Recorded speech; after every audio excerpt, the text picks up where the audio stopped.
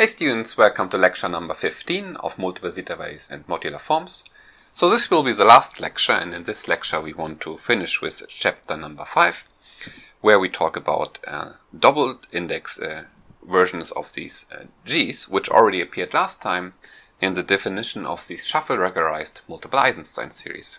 And today we want to talk about the algebraic structure and also about the behavior of this operator q ddq.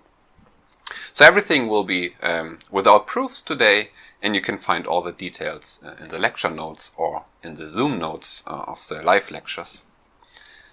Okay, so let's recall the definition of these double-indexed versions of these Q-series G. So we defined for an index k1 up to kr of integers greater or equal to 1 and d1 to dr greater or equal to 0, this object here, this G with two indices, this k's and this d's, and this generalized the single index version of G where we didn't have these d's, and the definition is given by this, and the only difference are these terms here. So we also allow that there are some polynomials in these summand variables m1 up to mr. So in particular, if we set all these to be 0, then this just gives our Q series G. So first of all, so this is always an element here in formal power series with rational coefficients, and the definition is given by this, where these pk's are the Eulerian polynomials, but we can also write it like this. So we have a double sum here over these ordered m's and the non-ordered n's, and the d's are the exponents of the m's, and the k's are the exponent of the n's. And these factorials, they have some, well, we learned already that these factorials here, the reason for these were that if we send q to 1, that we get back the original multiple zeta values. But also these factorials have some purpose, or more precisely, if we include these factorials, then the generating series of these double index g's become much nicer to work with. And then we saw last time that in defs 1, so in the case r equals 1, we saw that these double index g's are basically given by derivatives of these g's. So more precisely, we had this equation here. So if we take the derivative of a gk with respect to this q ddq, then by definition this gk is given by this sum here, and taking the derivative here just means that we multiply with m times n, and therefore we saw that we get some polynomial here in m, and this polynomial in n here, where we increase the exponent by 1.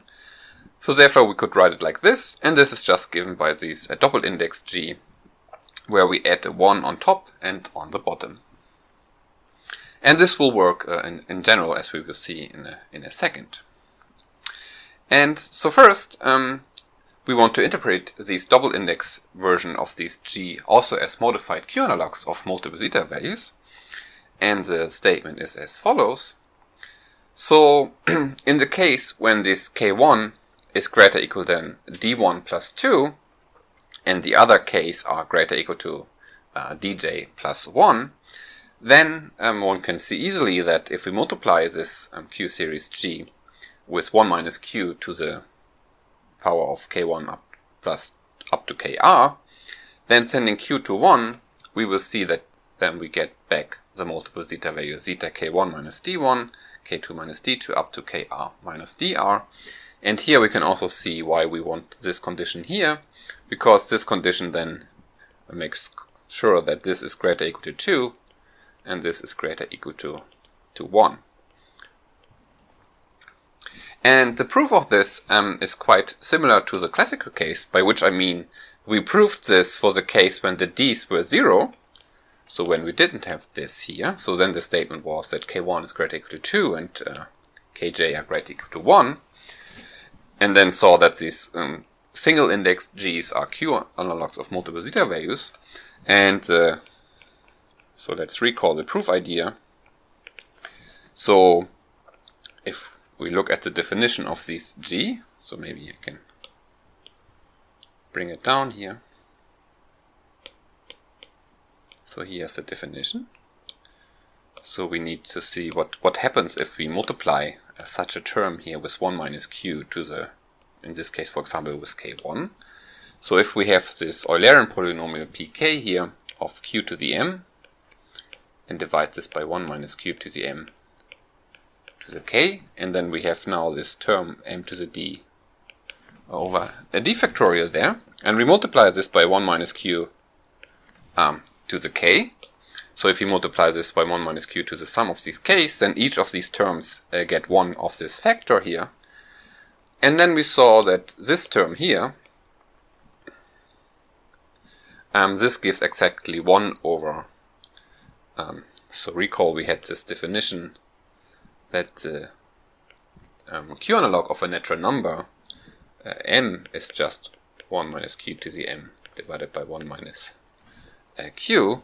So therefore this term here, the green part, gives 1 over m, so this we know it by this, the q integer of this natural number m to the power k, and here we still have this pk q to the m md d factorial, and here if we send q to 1, then this goes to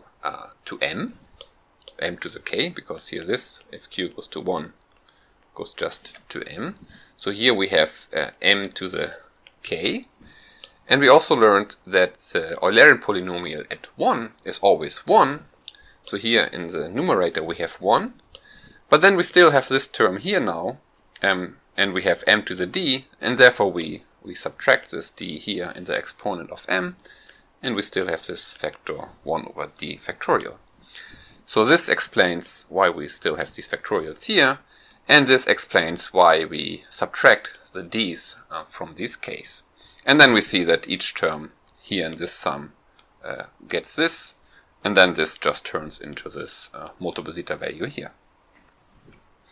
Okay, so this, in other words, gives an example of what we called a modified q-analog.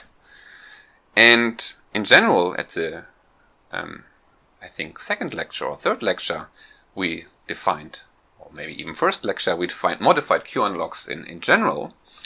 So what we mean by this were an object like this, where we have some integers k1 up to kr, which in this case here can be greater or equal to 1. And then it also depended on some polynomials, q1 up to qr, where q1 needs to be a polynomial without a constant term, so because otherwise this term here wouldn't make sense.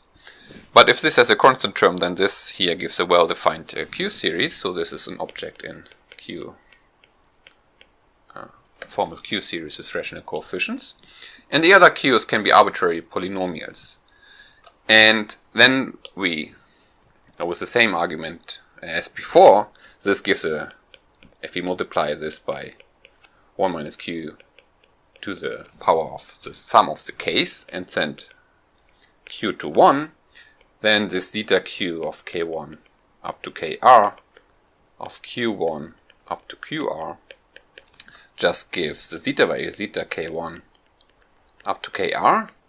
But here we also get the values of these polynomials evaluated at 1. In the case before we always get 1 because here we choose these Eulerian polynomials. But in this general definition, we get here the value of q1 at 1 up to qr at 1. And then we define this space here, somehow a space spanned by these objects, but we had some restrictions. So this was the space spanned by these modified q-analogues, where we had this condition that the degree of this qj is smaller or equal than kj. And this space clearly contains our space G, so the space G was the space spanned by, well, the G for the empty index, so we included Q, and also this Q series G for arbitrary depths and weights. Because if we choose these q's to be these Eulerian polynomials, then these small g's are exactly given by these. And now we generalized these small g's in such a way that these generalized versions, these double index versions, actually span this whole space here. And this is the statement of the following theorem, namely that the space ZQ of the space of modified q-analogues is spanned by this double index G. So this ZQ is given by the linear span of this double index G, where we take the span of all possible indices like this. And here I just want to give the basic proof idea. So we need to show that any of these ZQs can be written as a linear combination of this double index G, and any of these double index G can be written in terms of these ZQs, which is not obvious at first sight, because here we don't have any polynomials in these M's. But what we do is we allow that these polynomials have a degree up to kj, and they can also have constant terms. So therefore we will see in a second in an example that these polynomials in M can be translated into polynomials in these Q's, and polynomials in Q's with degree with full degree can also be translated into these polynomials in M. So proof sketch. So first, let's see why we can write these in terms of G's. So if I have a polynomial, let's say I have a polynomial which has no constant term, sorry. Then the statement is actually quite easy to show. So namely, one can check that these Eulerian polynomials, if we consider this family of polynomials here, so let's fix the k, and so let's say the degree of this q is smaller or equal to k. And now consider this family of polynomials here. So pj at 1, they are all 1, and therefore these polynomials are all linearly independent, because they all have a different order of 0 at x equals 1.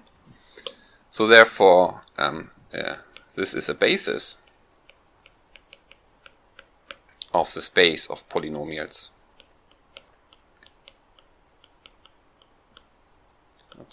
without constant term, where the degree is smaller or equal k, because where the dimension of this is exactly k, and we have here k linearly independent polynomials in this space here. So this q here, if I take a q without a constant term, can be written as a linear combination of these pj's. So in other words, if I take this q at x and divide it by 1 minus x to the k, this means I can write it as a linear combination with some rational numbers alpha of these pj x 1 minus x to the j. And this j here runs from 1 to k. So in other words, this means that if I have a zq like this, where now all of these q's have no constant term, then it's already clear that I can write this as a linear combination of these g's, where I don't even need these d's. So because any of these terms appearing here in the definition can be written as a linear combination of these terms, and these are exactly the terms appearing in the definition of small g. So this shows that the subspace of these ZQ, where these all these polynomials have no constant term, is actually given by this space here. So the only thing we need to check is what happens if actually one of these q's, except for the first one, which is not allowed because of this, what happens if one of these q2 up to qr has actually a constant term, and then we will see that this gives some polynomial in these summands m1 up to mr. And for this we just do an example. So let me make this smaller here.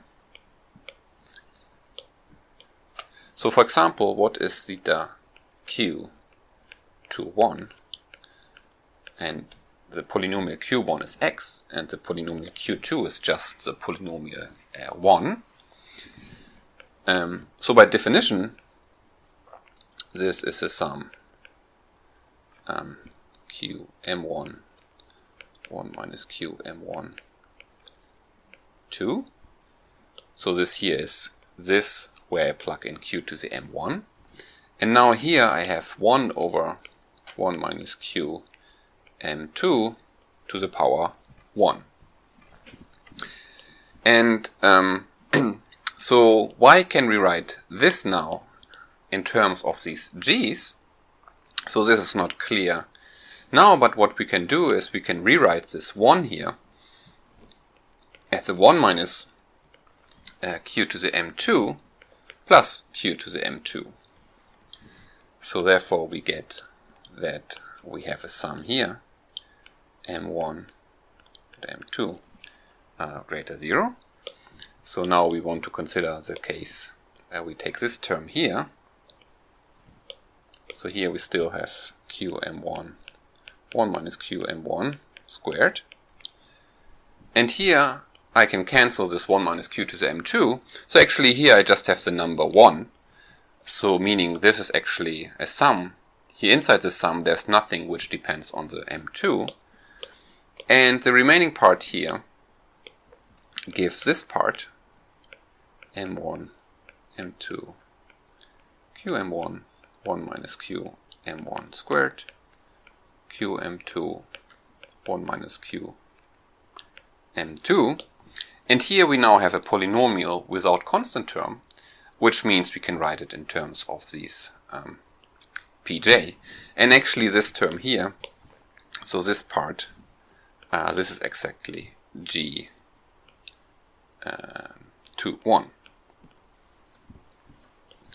So you can check that this, the p1 of x is just x, and this is also p2 of x. So here we have p2 of q to the m1, and here it's p1 of q to the m1. So this part here is just this single index g to 1.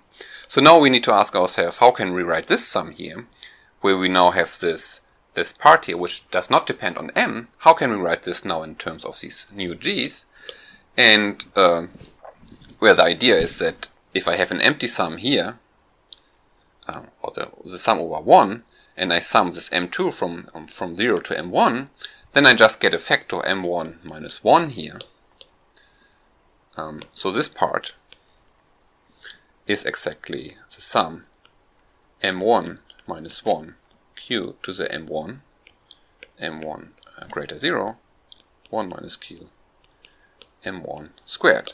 So now we see how this polynomial in m1 appears here in the numerator, sorry, because we have a sum over m2 here, but we sum the number 1 here, and therefore we get a polynomial in m1.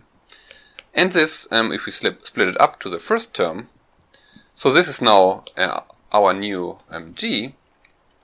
So this gives g to 1. So this one here is the exponent of this m1, minus, and then we have this part here, which is just g to 0. So minus g to 0, and g to 0 just means g2. And therefore we see that this modified q-analogues here can be written as this linear combination here. And we see that the double index g appears here by considering this empty sum here. And this works in general. So every time you have a constant term somewhere, you can do a similar trick like this and make it to an empty sum where you divide out this factor here, plus something where you have a non-constant term, and then you can always write it in terms of g, and this empty sum then gives some polynomials in these m's in the numerator. And this is the basic idea to prove this equality here. Okay, so in the following we now want to understand the space ZQ, and we will always work with these double index G because they span this space. And the first thing we want to look at is this operator QDDQ. So if I apply this operator q ddq to some q series in general, what this does is it just multiplies the nth coefficient with the number n. So therefore, if we apply this operator to this double index g, which we already did in the case I equals 1, but in general, if we do this, so let me open this here. So by definition, this double index g is this sum here with this factor. So this is q to the n, and due to this formula here, we just need to multiply this with this. So this here is our n. And this shows that we can write this again as a sum like this, but now we need to increase here the exponents of m1 and n1 and n2 by n2 and so on by 1. So this then can be written like this. So the derivative of this double index g is just given by this linear combination here, where at each position from 1 to r we just add 1 on the bottom and on top, and then to fix these factorials we also need to multiply by some factor. But this shows then the following trivial fact, that the space zq, so the space of all modified q-analogues, is actually closed under this operator q ddq, because here if we apply it to a generator and using the theorem as before, then we see that we can write it again as a linear combination of these generators. And so this fact is trivial, but a non-trivial fact is that the subspace here of this zq, which should be denoted by g, so let's consider this case. So recall the space G here as a subspace where all bottom entries are 0. So if we use this formula here for the case when all these are 0, so all these 0 means this is just a single index G, then this formula says that this can be written as a linear combination of these double index G's, where we also add a 1 on top and 1 on the bottom. So this here is clearly by definition in G. So this is in G. But this here is a priori not in G. At least we don't know it, because we have a 1 here on the bottom. But actually one can show that also the derivative is always in G. And in Devs 1 we already learned this, because we had this formula here for the shuffle product analog, which we did at the beginning of the course. So there we saw if we multiply two of these g's in Devs 1, then we have this shuffle product formula where we have these g's. Then here we have some extra term which contains these g's, but also here we have the derivative of this g. So if I would write this just on the other side here and put the product here, then we also know we can evaluate this product by using the quasi-shuffle product, which gives a linear combination of g's. And in particular, it shows that this derivative here of the single index g in Devs 1 can also be written as a linear combination of these g's. So even though this formula here gives a different formula, but this formula here actually states that we can always write this as a linear combination of these single index g's. And this works in general, namely one can show, which I will not do in this video, but you can see it in the lecture notes, that this subspace G is actually closed under this operator q ddq, and you can generalize this formula here to give an explicit formula for the derivative of any of these G's as a linear combination of these single index G's. And this in general also has to do with somehow the shuffle product on this space here. Okay, and so there are even more statements concerning this operator q ddq, but I just want to give an overview here. So we discussed that the space zq is closed under this operator q ddq.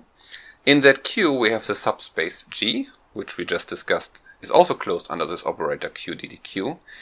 And then here we also have the subspace which we denoted by G greater equal to.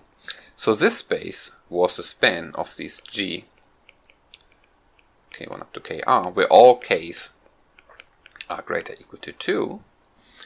And it is conjectured that this space is also closed under the operator q ddq, which is so far not known, but which is quite interesting because if we consider this space here and tensor it with C, then this space is actually the same as the space spanned by multiple Eisenstein series k1 up to kr, where all entries are greater or equal to 2, tensor C, because we learned in the when we calculated the Fourier expansion of these guys, so these are the versions which were defined by these ordered by these sums over ordered lattice points, and we learned that we can express these guys in terms of these small g's and multiple zeta values, and inductively one can show that these two spaces are the same, because in the Fourier expansion of this capital G, of this multiple Eisenstein series, the only depth R terms of G is exactly the same, G with the same index, and then inductively one can show that not only can we write this G, this capital G, in terms of these small g's and multiple zeta waves, but also vice versa, we can always write this small g in terms of these capital G's.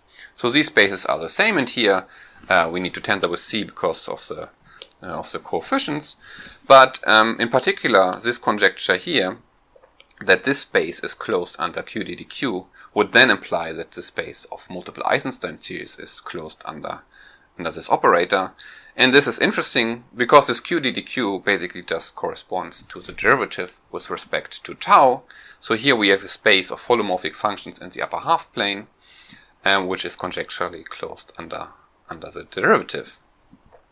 And since the constant term here is always given by multiple zeta values, if you could write down an explicit formula of the derivative of these guys, then we know that, of course, the constant term of the derivative is 0, so therefore this would give a linear combination, a linear relation among multiple zeta values. But yeah, so this is still open. In depth 1 this is known, and there we also considered the subspace G even, which was a subspace here where all kj's are even. And this is actually not closed under this operator q ddq, because already the derivative q ddq of G for 2 is not in this space here, but of course G for 2 is in this space here. And then we also saw that a subspace of this is a space of quasi-modular forms. So any quasi-modular form could be written as a linear combination of these G where all entries are even. And this space is known to be closed under this operator q ddq, and actually this can be proven, or this was one of the exercises, this can be proven by using this formula here. And this contains the space of modular forms, which is not closed under this operator q ddq. Because, for example, already the derivative of the Eisenstein series of weight 4 is not a modular form anymore, because it's a polynomial in E2, E4, and E6. And therefore it's a quasi-modular form. Okay, so that's all for this operator q ddq. And what we want to do now is we want to discuss a little bit the algebraic structure of this ZQ. So this we already did for this space G here. So we defined a quasi-shuffle product for these single index G's. And this can also be defined for these double index G's. But we can also define a shuffle product analog on this space here, which is not possible here. And to define this shuffle product analog, we need to interpret these double index G's in a different way, which can be done by using partitions. So what is a partition? So for example, the number 15 can be written as 4 plus 4 plus 3 plus 2 plus 1 plus 1. So this here is a partition of the number 15. And we use, in this case here, 4 different numbers, namely the number 1, 2, 3, and 4. So this is what I want to call a partition of 15 with 4 different parts. So I could rewrite this by saying I have some parts and I have some multiplicities. So in this case, I want to identify this partition with 4 parts with these tuples here, where in the first tuple I write down the parts, 4, 3, 2, and 1. So they all need to be different, and I order them in such a way that I start with the largest one. And in the second tuple, in this n, I will put in the multiplicity. So I have 2 4s here, so I have 2, I have 1 3, 1, I have 1 2, 1, and I have 2 1s. So of course these multiplicities do not need to be ordered. And so in general, so a partition of n with r different parts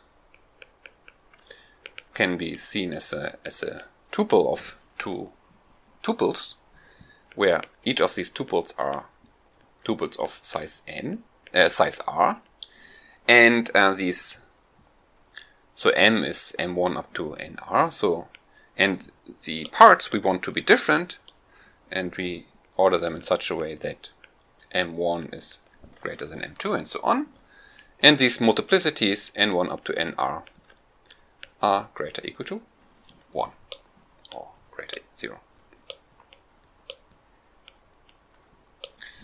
So these tuples with these properties are in one-to-one correspondence to what we call here partitions of a natural number n with r different parts. And here, of course, we also need to say that n equals m1 n1 plus mr nr.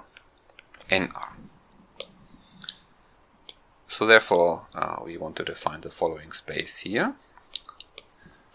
So Prn is now the space of all these tuples, so these multiplicities, the parts and the multiplicities. So r is the number of these parts, so both of these tuples are in n to the r, and this capital N can be written like this here, and these m's need to be ordered. And now what we can define on this space is a nice involution. So for this, any partition can be written by a Young diagram. So for example, this partition here, I can write with boxes, so I can have 4 boxes here, 1, 2, 3, 4, 1, 2, 3, 4, and then I have 3 boxes, 2 boxes, and 2, and the number of total boxes is in this case 15, so I get a diagram like this where I have a stairs. And what I can do with this diagram, I can take the conjugation or the transpose, so I can somehow flip it on this diagonal. So in this case, of course, if I do it, I do not change the number of boxes, so it's still a partition of 15. And I also do not change the number of stairs. So in this case here, so this partition here, we can write as this Young diagram here, and then we can mirror it here on the diagonal, and see we get this partition. And here we had these 4 stairs, and here again we get 4 stairs, and the number of boxes is the same. So therefore this is again a partition of 15 with 4 parts, but now we have the number 6, 4, 3, and 2 with multiplicities 1, 1, 1, and 1. And in general, so I will denote this here by rho, it shows that this space PR is invariant under this rho. And also this rho is an involution, because if I flip it again, then of course I get back the original partition here. And this can be written down explicitly as follows. So maybe let's first do, let's say I have a partition with 2 parts. So let's say I have a partition like this, with some boxes here. And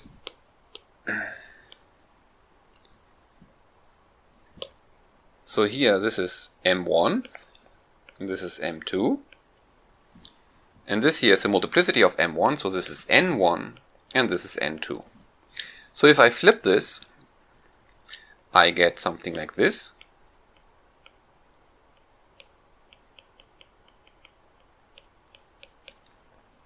So let's call this M1 prime, and this is M2 prime, and this is N1 prime, and this is N2 prime.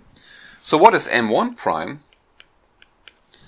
Well, M1 prime is this side here, which in the original version, or which in this partition here is this side. So it's the sum of N1 and N2. So it's N1 plus N2. And M2 prime, this side here is this side, so this is just N1. And N1 prime is this side, so this is M2. And N2 is this side, so therefore it's M1 minus M2. So N2 prime is M1 minus M2. So therefore this row sends this, let's write it now like this.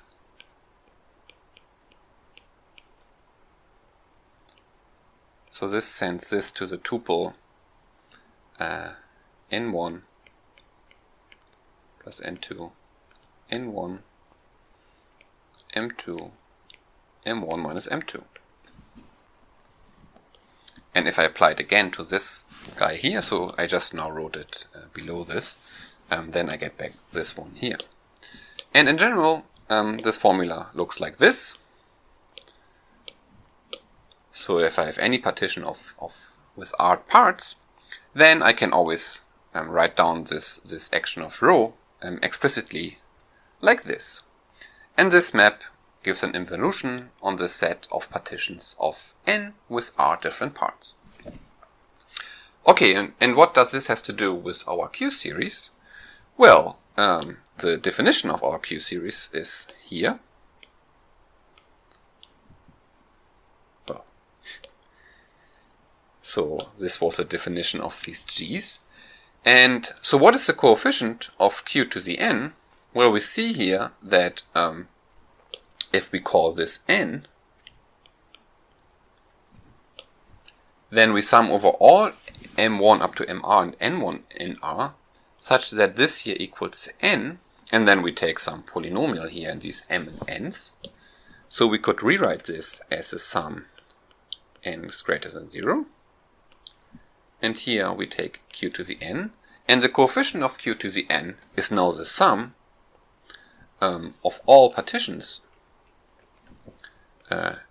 mn in PR of this n of this guy here.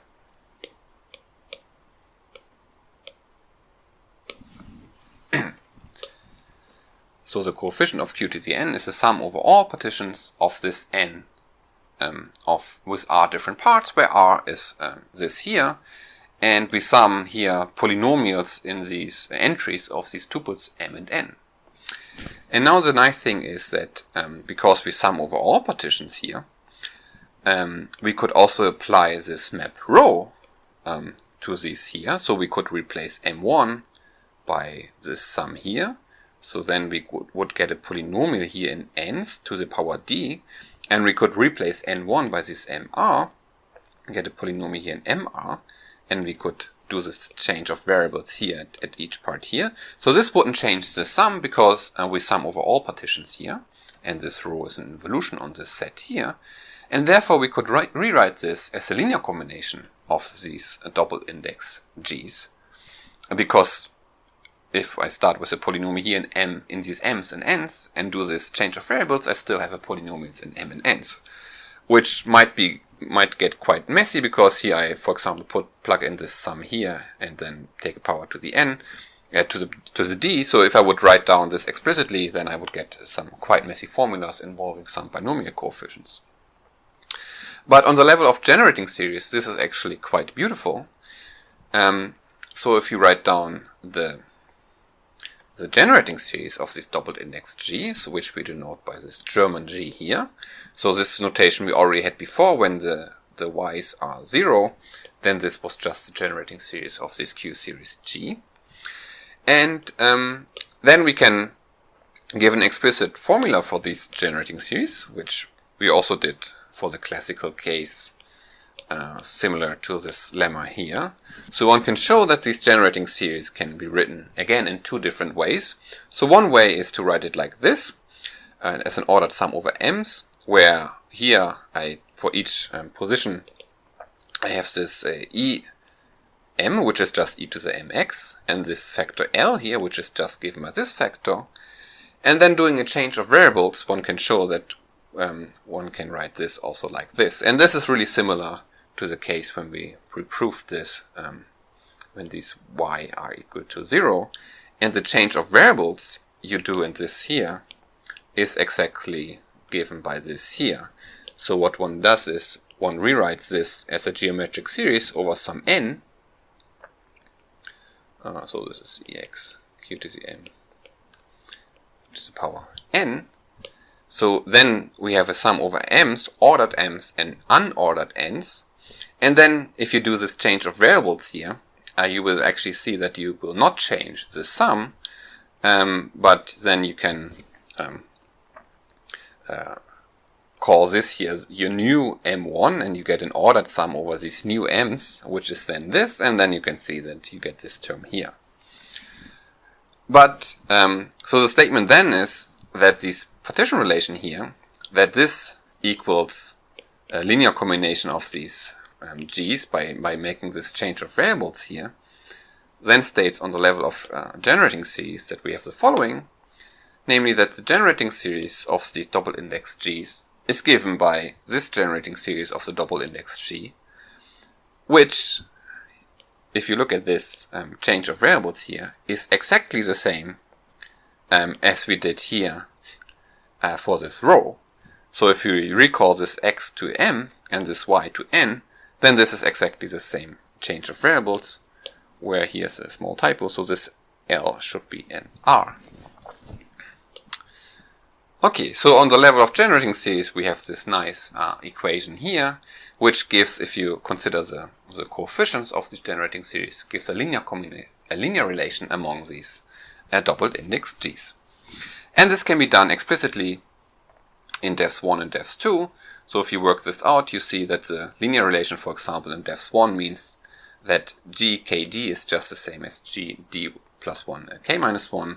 So this corresponds to the fact that the generating series, so this is now a German g, that the generating series gxy is the same as the generating series gyx.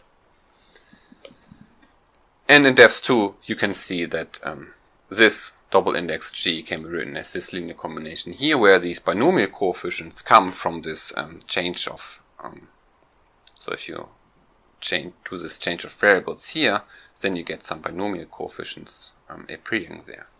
But these formulas can be written down explicitly in all defs, and the statement is just that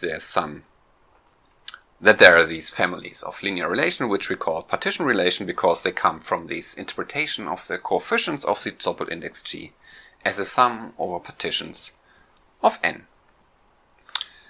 And this can now be used to describe the double shuffle relations for these double index g's. But first we should recall the shuffle product, or the quasi-shuffle product. So this we did for the single index g's. So we defined, so first of all we had this alphabet az, which was just the z, the set of zk's, where k is greater or equal to 1. And then on the vector space, q vector space spanned by these elements, we defined a product. So we got a q algebra, which a product, which we denoted by diamond hat. And the definition was like this, that the diamond hat of zk1 and zk2 is zk1 plus k2, and then some linear combination of smaller weight zj's, where these coefficients were given by these rational numbers times some Bernoulli number. And then this gave rise to a quasi-shuffle product. So always when we had some product, some diamond product on an alphabet, then we could define a product on the space of words in this alphabet. So we then obtain this quasi-shuffle product, and this G we view as a map from this quasi-shuffle algebra to the space of formal Q series by sending a word in zk1 up to zkr to this gk1 up to kr, and then the statement was that this is an algebra homomorphism, where here we just take the usual product of Q series, and here we take this quasi-shuffle product, which was defined recursively by using this diamond product on the alphabet A. And this we now want to generalize to this double index G, so we need to replace these single letters zk by some double letter, which allows a k and a d. And this I will do as follows. So we define this a, b, or azb, but maybe the z doesn't make any sense really. So I want to use this notation here. By these brackets, kd, I just mean a formal symbol, so this is now a letter, which depends on some k, which can be greater or equal to 1, and some d, greater or equal to 0. And then on this q vector space, qazb, I also define this diamond head product as follows, which is similar to the diamond product as before, but now we also need to say what we do with the d's. So if the d's are again 0, this is exactly the same thing as before. But now what we want to include some binomial coefficients here in the d's, and what we do with the d's is just always adding them.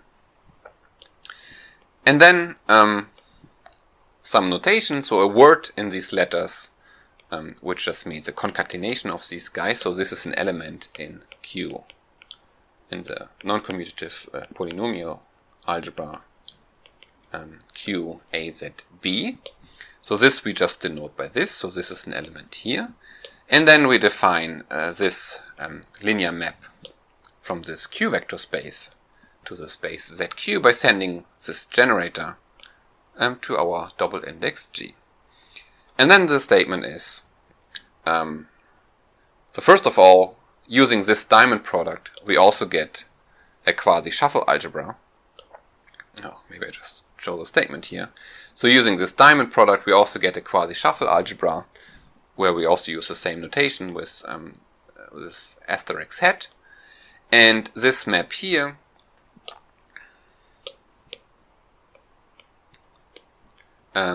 is an algebra homomorphism with respect to this diamond, to this quasi-shuffle product. And the proof is similar to the single index case. So we need to say what happens if we multiply two of these factors in the definition of these double index G's. And the reason why we add up these D's here is just because if I multiply two of these factors here with the same m, then of course I just add up the D's. And the reason for these binomial coefficients here is that I want this factorial d1 plus d2 factorial here, because I always have this exponent here factorial. So to correct these products of these two factorials, I include this binomial coefficient. Okay, and this is somehow the proof idea to show this proposition here. So this somehow corresponds now to the Staffel product. So we have some algebraic setup and some Staffel product analog, and now we want to describe the shuffle product, and for this we want to understand this partition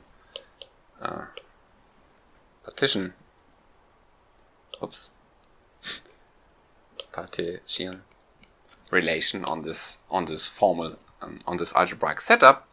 And for this we now define the generating series of these words in these letters k1, d1 and so on.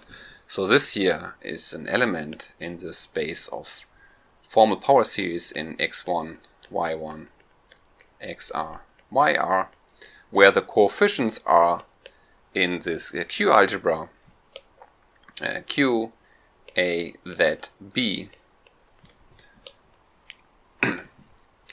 or in this vector space. But we just defined a product with this asterisk set on this space here. So this is a Q algebra, and this here is now a generating series, and this here is a German W, which I used for that we take the generating series of the words here. And with this, we define a map P, which is a linear map now on this Q algebra here, by saying that the image of this P is defined to be the coefficient of this generating series, where we do this change of variables, where here it's also an R. So this corresponds somehow to this partition relation. So in particular, for example, P of the word in the single letter KD, this is exactly D plus 1 K minus 1. And because this somehow this corresponds to this fact here. So, yeah, and well, and because of this definition here, and because of this partition relation, it's clear that this map G, which sends these words to its Q series, that this is a P invariant, because we learned that, for example, GKD is equal to GD plus 1 K minus 1. And this works in general, so this means for any element in this Q algebra of words, in these double letters, if I apply this G, then G of P of G of W is equal to G of P of W. And with this P, this map here, we can now define what we mean by the shuffle product. So we define now a shuffle product, shuffle head, on this algebraic setup here, on this quasi-shuffle algebra. Oh well, so this is now a Q vector space spanned by these words in double index letters, and on this we now define a second product, which we denote by shuffle head. And what we do is so W shuffle V is we apply P to W, so this gives a linear combination of words, and then we take the quasi-shuffle product, this asterisk set, with P of V, so then this gives some linear combination of words, and then we apply again this map P. And then one can check by the fact that because this P is an involution, one can check that this shuffle head is indeed an associative product on this space here. So we get again a Q algebra, and we also get that this map G is a Q algebra homomorphism, because this G is P invariant. Because if I apply G to W head, so W shuffle head V, then this is by definition P of PW PV, and because this is P invariant, this is G of PW shuffle product with PV, and because G is an algebra homomorphism with respect to this product, I can write it as a product this times this, and because G is P invariant, we get this in the end is G of W times G of V.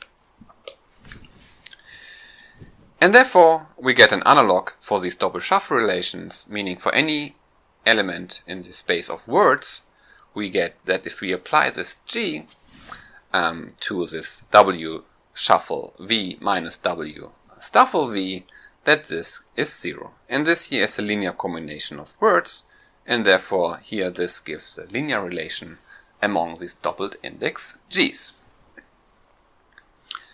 Okay. And yeah, let's do one example, and then you can see that this product here actually corresponds to the shuffle product. I mean, now it's not clear why is this partition relation, why does this transform this shuffle product to the shuffle product, or to the shuffle product analog. So let's do an example.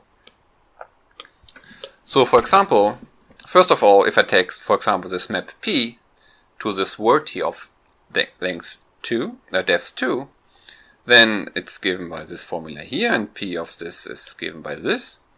So now if I take, for example, the shuffle product we just defined by for this, so if I take the shuffle product of 2, 0 and 3, 0, then by definition it's this. Then here the partition, this P of 2, 0 is 1, 1, this P of 3, 0 is 1, 2. So then I evaluate this shuffle product of 1, 1 with 1, 2, which gives this. And now each term I can apply again this P. So this here gives exactly this linear combination here. And if you compare this here, so now you see why this is somehow can be seen as a shuffle product analog, because if we go back,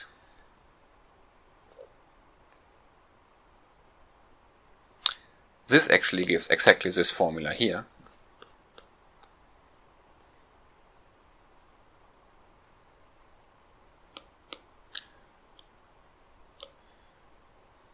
So if you would plug in 2 and 3 in this formula here, then you will get exactly this formula here after applying this map G. But also we can use the shuffle product formula for these two guys. We get this. So in total we get this double shuffle relations here among these Q series G.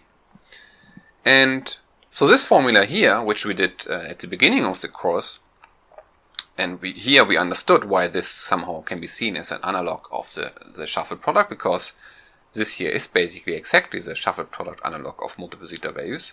But this new product here, this works for arbitrary depths, and one can show, which was done by Südelin, that this actually corresponds to the real shuffle product analog, so the real shuffle product of multiple zeta values after multiplying by 1 minus q to the weight and then sending q to 1. So this definition of this shuffle head here really corresponds to what we want, and it generalizes this formula we had at the beginning. And then, so we have now these double shuffle relations, and then there are some conjectures. So first conjecture is that actually these double shuffle relations give all relations among these double index G, also together with this partition relation. So in other words, this kernel of this map G is given by these double shuffle things here, and these partition relations. And then another conjecture is that this space ZQ is actually not bigger than this space G. So in other words, these double index G's can always be written as a linear combination of single index G's. So for example, in this formula here we see one example. So everywhere we have zeros, so these are all elements in this big G. And therefore this guy here is also in this big G, because this can be written as a linear combination of these. And numerically, it seems that this is always the case. So whenever I have these double index G's with some entries on the bottom, then I can always write them as some linear combination of these single index G's. And more precisely, for example, here we see this is something in depth 1, and we have a 1 here. And this can be written in terms of depth 2 of these G's with zeros on the bottom.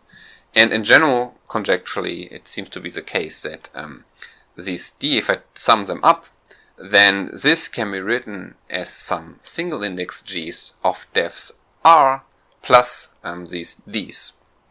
So somehow this increases the real depths of these guys. Yes, so and why is this conjecture interesting? So first of all, it's surprising. So it says that this new object, this double index G, is not really a generalization of these single index G's. And these single index G's had a direct connection to a multiple zeta values, because this is corresponds to the multiple zeta value S1 to SL.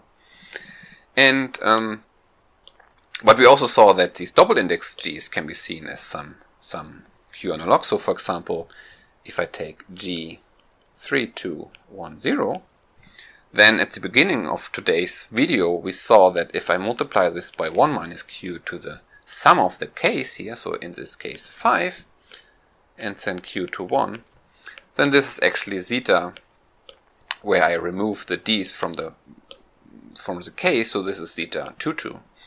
So this G3210 is an q-analog of this zeta 2, 2. But this conjecture here now says that this guy here can actually be written as g's without, so single index g's of weight 6. So more precisely, one can check the following by using these double shuffle relations here, that this guy here can actually be written like this. And on the right hand side, we see, so this here is 3 plus 2 plus 1, so this is actually something of weight 6. And here we can see that this can be written as something of weight 6 and depth 3. Depth 3 because the conjecture is that here depth 2 plus 1 is depth 3. So this is something of weight 6. But here we see that this guy already vanishes if I multiply it with 1 minus q to the 5 and then send q to 1. So this gives zeta 2. So if I would multiply this by 1 minus q to the power 6, then this would go to 0. So but if I do this to the right hand side, then this part vanishes because it's lower weight. But this part here gives something which is, well, this gives zeta 6, this gives zeta 5, 1, and so on. So this actually gives, let me bring this up here. So if I multiply this with 1 minus q to the 6 and send q to 1, I get actually a linear relation among multiple zeta values. And one can see, so for example here, I mean this was already give some real number, in the case 5, and in general if I have something on the bottom and I would multiply this with 1 minus q to the total weight, by which I mean the sum of all entries, then these are usually all 0, but due to the conjecture I can always write them in terms of single index g's, so therefore I get something which is a priori not 0, but then this gives some linear relation. So this one motivation for this conjecture is that this gives a large family of linear relation, which actually also conjecturally give all linear relations among multiple zeta values. And yes, so this is still unsolved, so this is somehow the main conjecture of my thesis. So this is checked in depth 1, and numerically or algebraically it's checked up to weight 9. And also in depth 2 there are some special cases. So for example for odd weight depth 2, this conjecture is also true because there is some analog for the parity result, which we did in the last section. And yeah, but so far this conjecture is, in general, it's not known. Yes, and that's all for today's lecture and also for the whole course. But on the homepage I will also update the lecture notes maybe in the coming weeks or month. So yes, I hope this course was interesting, and if you have any questions on the contents, please always feel free to contact me.